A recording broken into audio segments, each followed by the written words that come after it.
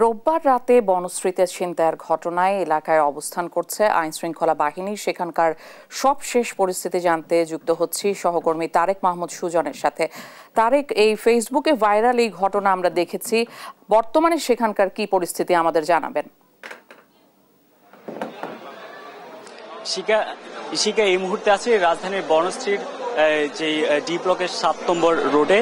এখানে গতকাল রাতে যে দুর্ধর্ষ যে ছিনতাইয়ের ঘটনা ঘটেছে, সেই ঘটনাকে কেন্দ্র করে কিন্তু পরিস্থিতি দেখতে অনেকে আসছে। একই সঙ্গে আসলে পুলিশ, র্যাব সহ ডিবির সদস্যরাও এখানে আসলে তদন্ত করতে আসছেন। এবং স্বজনদের সাথে আমরা কিছুক্ষণ আগে কথা বললাম, যে আহত এবং যে ভুক্তভোগী ওনার স্ত্রী এবং মেয়ের সাথে কথা বললাম। তারা আসলে প্রাথমিকভাবে যে বাড়িটি, সে বাড়িটির যে দারোয়ান তাকে সন্দেহের চোখে দেখছে।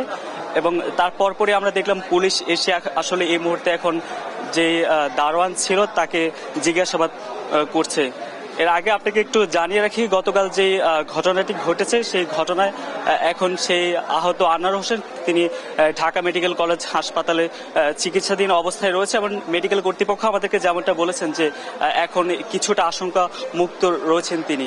আর স্বজনরা আমাদেরকে যেমনটা জানিয়েছেন যে গতকাল ঠিক বাসার সামনেই, এখানে আসলে বাসায় ঢোকার সময়ে তিনি এই ছিনতাইকারীদের কবলে পড়েন এবং তখন তার কাছ থেকে 200 ভরি স্বর্ণ এবং নগদ 1 লাখ টাকা ছিল, সেই টাকা তারা আসলে ছিনিয়ে নেন।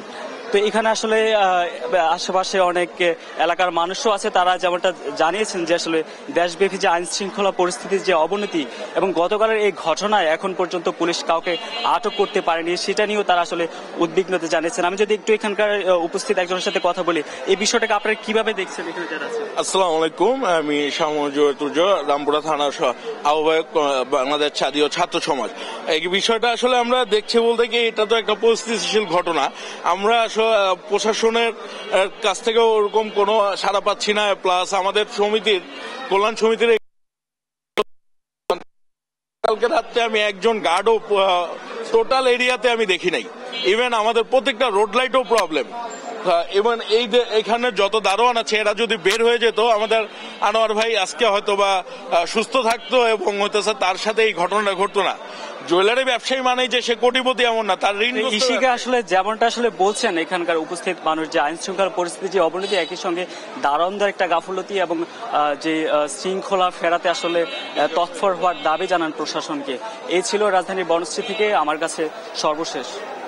তারেক, অনেক ধন্যবাদ আপনাকে। বনশ্রীতে ছিনতাইয়ের ঘটনা নিয়ে সবশেষ তথ্য জানছিলাম সহকর্মীর কাছে।